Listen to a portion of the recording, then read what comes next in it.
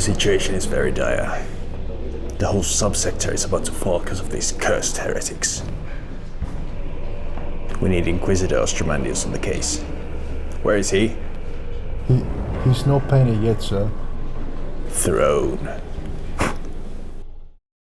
Hello and welcome back to Warp Things. My name is Otso, and today we're gonna paint an Ordo Hereticus Inquisitor. Last week I already did a video where I built, based and primed Ostromandius, and I painted the two other servitors that came with him as practice for this main event. This is Inquisitor Ostromandius. He's a Warhammer Plus miniature that I bought secondhand, of course. As cool as he is, I'm not gonna subscribe for a whole year for one miniature. There isn't too much written about Ostromandius, except he's a very potent psyker and he's very ruthless when it comes to chasing heretics. He's even willing to order exterminatus on a planet if he needs to. The heresy can't spread if there's no one left to spread it, I guess. I love Inquisitors. I think they're the coolest thing in 40k, and I've listened to a lot of books about them.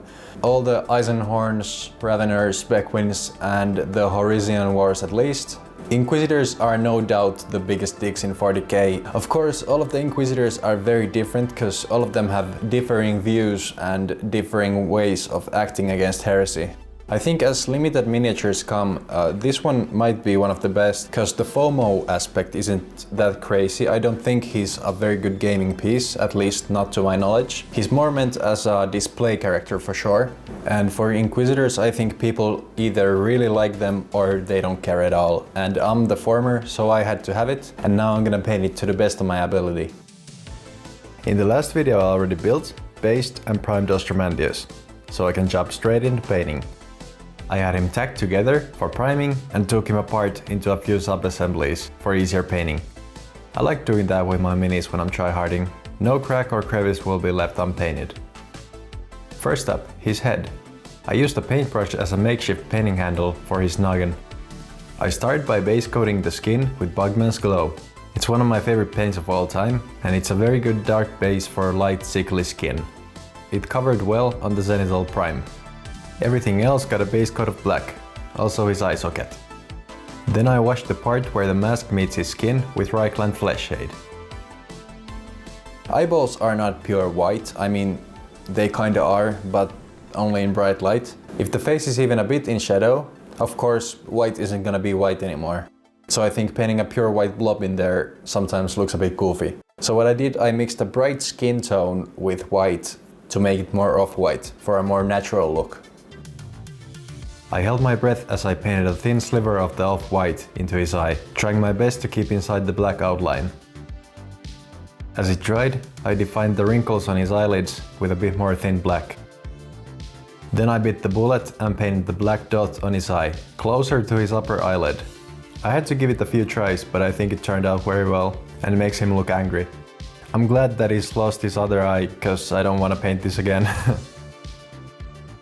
I want the skin nice and pale with smooth blends and good contrast, so I took my time with it. First mixing Bugman's Glow with Rockhard Flesh and adding more and more of the latter as I layered it on. I want his shiny bald head, his cheekbones and his brow very pale while keeping the recesses dark and reddish. Finally, I even added a bit of white to the mix to really sell the point that this guy doesn't go out too much. My camera had a hard time focusing on the small head and instead was fixated on my ever so interesting palette, so the head looks a bit blurry. Sorry about that. I'll show a close-up soon. Now onto his face mask. It's mostly metal, and I'm going all in non-metallic metal on this project. I had some nice practice with the two other minis, freshly in my mind, so I wasn't stressing too much. I also learned that NMM is much easier to sell on very small bits. It's mostly edge highlighting. I layered on dark grey highlights onto the black, and then a more selective highlight of light grey. I kept blacklining to keep up the contrast, and pretty soon his augments were looking nice and dandy. Next, the gold trim on the mask. I painted it dark brown, and then I started layering on lighter brown and then yellow for the most reflective parts, mixing the three colors for different values as I went. Then I added a bit of white to the mix and brightened up even more. Lastly, I painted pure dots of white in the corners and the mask was done. Then for his augmetic eye. I painted the whole lens with my default red lens combo. Corn red base coat all over, bottom left half with Mephiston red, an even more selective highlight with Evil Sunz Scarlet, then a dot of red mixed with white into that. Then a small dot of white on the top right corner for that ooh-woo factor. And finally back with the darkest red in the middle to make the lens look like it has depth. Because of the blurry footage, here is a close-up I took of the face. When I finally had the head done, I kept it hanging around in my paintbrush cup, staring back at me as I painted everything else. It was nice having something completely finished, just to motivate me to do everything else. I won't go for the box art color scheme on the body. I'm using much of the same colors, and I'm gonna switch the places because I want it looking more dramatic. As always, I start with the most hard to reach areas, and these are by far easier to reach now that they are not glued down. I coated all the armor parts and the cape black. I want to paint my own highlights. For the cape, I used the same reds as for the islands. First a nice even coat of corn red, then I mixed some black into it and painted the folds darker. Then the higher parts with Mephiston red, and I glazed the transition for a decent blend. I won't go any brighter on the bottom side, because it's supposed to be in the shadow anyway. The box art has a really cool half and half inquisitorial symbol free-handed on the underside of the cape, and I want to replicate that. First a thin black backwards E, then some more lines in between and in the ends. Then the same symbol mirrored on the other side. I like painting freehands rather than putting on decals, but what I most struggle with is making it symmetrical on both sides. The other one is a bit wonky, but it won't be seen anyway. It's really gonna be hidden behind his legs. When I felt that the symbols were good enough, I did a line that almost connects the two and painted some spikes on it. Little by little, I reinforced the black lines and made them thinner with red from the outside until I was happy with it. Then I painted a bit of Evil Sunz Scarlet to the most outside facing parts for a punchy red. This video is sponsored by me when I was like 10 years old. I mean, look at the subscriber count, I'm not gonna have a sponsor here. You may have noticed I use a lot of Citadel paints, and that's mainly because I own them. And some of them I've owned more than 15 years, but they still work. Some paints I've bought more recently to replace the more chunky ones or just to get new colors, but replacing everything is very expensive. Sponsor me. No, but like, if you have any recommendations of which brand colors to buy, I would really be interested, so leave a comment down below on what is your favorite paint range. I don't want his arm to be bare skin like in the box art. I think the fur with the bare arm makes him look like the Flintstones a bit. And in any case, he's lost enough limbs already. Let's bring him to the 41st millennia and give him a state-of-the-art armored body glove. I spent far too long on his backside that no one is ever gonna see. Maybe if in the grim darkness of the far future I drop him on the floor and the cape flies off, I'll have a pleasant surprise of his highlighted ass waiting for me. Guess that would make it worth it. The secret inquisitorial book he's carrying on his belt probably has the secrets to making the Imperial agents into a real army. Can't let anyone have that. I painted the pages of white, the belt dark brown, the cover black, and the symbol and the binding red. Then I washed the pages with Agrax Earthshade. I wanted to get his body into one piece as soon as possible, so his leg armor was next. I'm going for a dark blue-green, almost black armor, kind of like the Sisters of Battle in some artworks. I started sketching out the highlights, painting some panels deep blue-green, leaving others black. Then I edge highlighted the black ones with the blue-green and added some light gray into the mix to highlight the lighter panels. I almost forgot the gun armor, so I painted it next, with the same steps. With the colors introduced to the armor, I glued the body into the base with plastic cement. I glued the cape on, base coated some hard to reach areas in his armpit, and glued the gun armor in its place. After that, the pelt on top of the cape. With no more sub-assemblies left, I could focus on the bigger picture and make the highlights more consistent. I kept painting the armor, pushing the highlights brighter and darkening other parts. Then some white dots in the corners to make it shine. I'm really glad I practiced with the servitor last time. I finally felt like I had some idea what I was doing, and I was starting to feel really excited. When I had the armor done, I painted his leather parts, so his belts, pockets, sheath, shoe and wrist armor. I wanted it dark, so that later when I paint the gold, it's gonna look brighter. I started with the base coat of Rhinox hide, then some scratchy highlights with Mournfang brown, and then I glazed black to the flatter areas to give them some depth.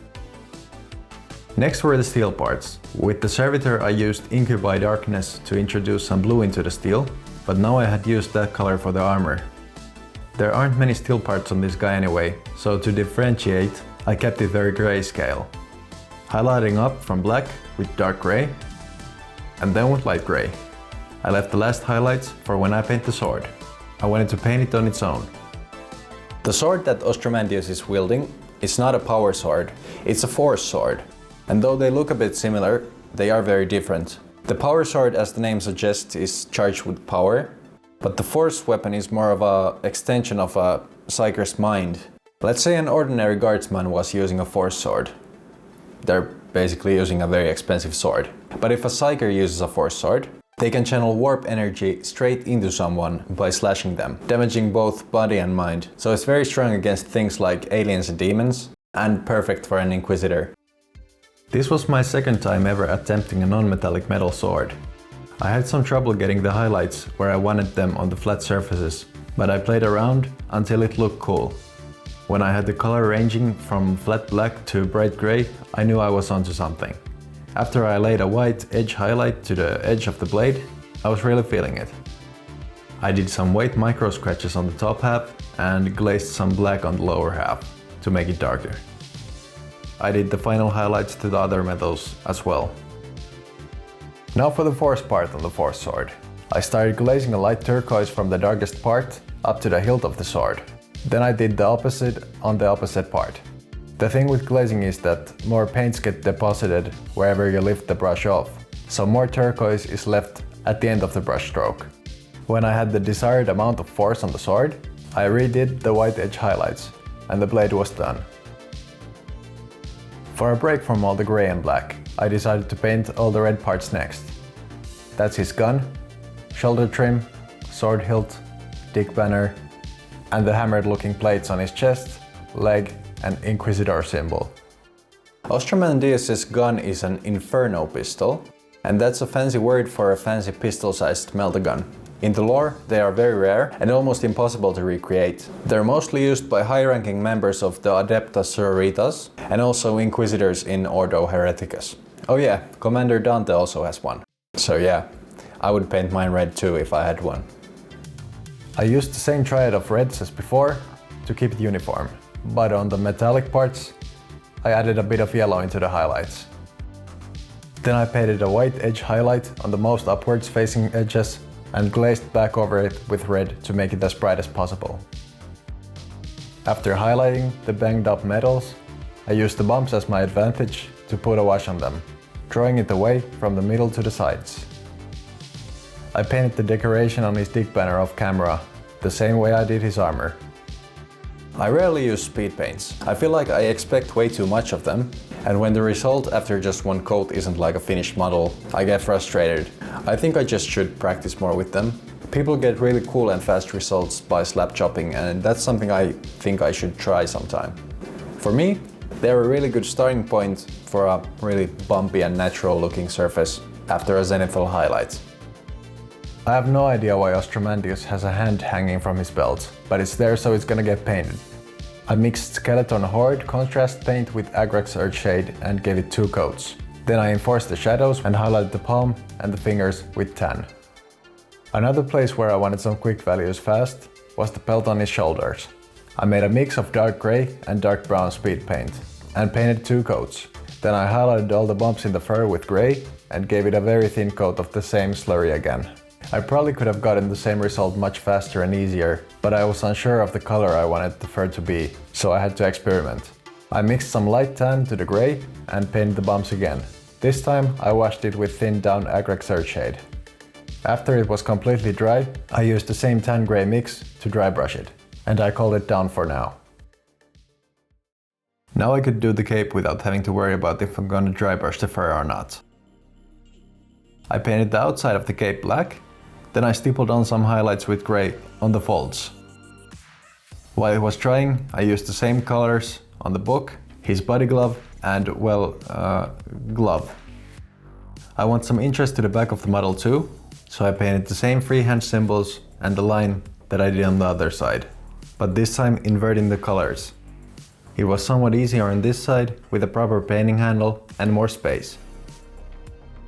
I had a real crisis with the gun barrel, that's why I didn't mention it before. You may notice that it has changed color here. I messed it up so bad that the paint got all chunky and it was really frustrating. But I actually had to strip it off camera with IPA. I repainted it with a dirty brownish bronze, like I did with the servitors in the previous video. Then I glazed it purple towards the tip to make it look like immense heat has colored it. Crisis avoided. The last thing I had to paint was the gold. I really only practiced on bronze NMM on the servitors and I wasn't 100% happy on the results, so I was a bit stressed. I also hadn't noticed how many parts I had to paint gold until now. There's his sword hilt, its sheath, the box with the hand in it, his knee, decorations on the other leg, belt buckle, both sides of the gun, shoulder pad, and the huge Inquisitor totem on his back. Oh boy. I base coated all the aforementioned with Rhinox hide. Then I mixed some orange into my Morphang brown and started layering highlights. I found that I didn't have to blend these two browns at all. The big jump in value was looking pretty nice. I started introducing yellow into the mix and carefully layered it on, making the highlights smaller and brighter each time, while keeping the dark parts dark. When I had reached full opacity with yellow, I started mixing white into it, and now it was starting to look like something. Lastly, some pure white highlights, some dots on the round parts and the corners, and edge highlights on the horizontal lines, and the gold was looking very shiny indeed. I painted some last white highlights on the other metals as well, and to the tips of the fur. But then I realized, all these bells and whistles on this guy, but zero purity seals. What is this? There we go, he's not a rogue after all. I plopped the head into its place with sprue goo, so it sits just slightly higher than intended, so that you can see the whole face. Finally, I painted the rim of the base black, sprayed the mini with a matte varnish, and added some dark orange pigment powder to all the bases for that John Blanchian grim dark. And now, I'm happy to say, Inquisitor Ostromandus is finally finished.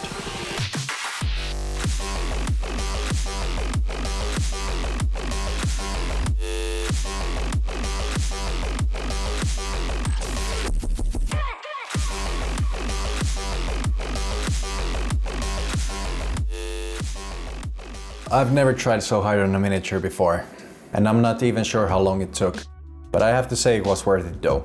Finishing this one was a huge motivation boost for me, and I think I learned a lot from the painting, and it got me jumping back here on YouTube again. I also think that the NMM looks like metal this time, and that's the whole thing I wanted to learn in this project. Now it's gonna be far less scary next time, and I actually can start my kill team. The next video is gonna be a more laid-back kit bashing video for an inquisitorial kill team, so stay tuned for that. Now, if you enjoyed this video, leave a like, subscribe, comment, all those things to please the 5th Chaos God, the YouTube algorithm. Interacting with the video is gonna let YouTube know that it's worth watching, so for a small channel like this, it's very valuable. Anyway, I'm full of hobby energy now. I'm excited for my next project. I hope you'll join me next time. Until that, I'm gonna paint my minis. You paint yours, and thanks for watching. Where is he? Where is he?